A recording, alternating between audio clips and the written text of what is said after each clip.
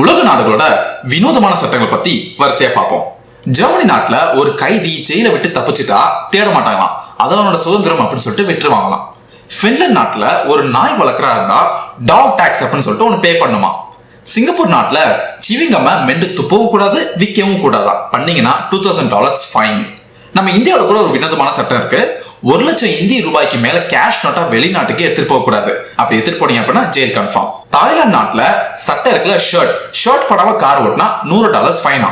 Bermuda நாட்டுல வெறும் காலோடையோ ரோட்லயோ தெருவுலையோ எங்க நடந்தாலும் சட்டப்படி தப்பா. ஆஸ்திரேலியா நாட்டுல எந்த ஒரு பர்சனும் சூப்பர் ஹீரோஸ் காஸ்டியூம் போட்டு பப்ளிக்ல நடக்க கூடாதா, like Spiderman or Batman. Argentina நாட்டுல எந்த ஒரு குழந்தைக்கும் பொம்மை படங்களோட பேரும் மற்றும் பிரபலங்கள் பேரும் வைக்க கூடாது, yes including Messi and Ronaldo.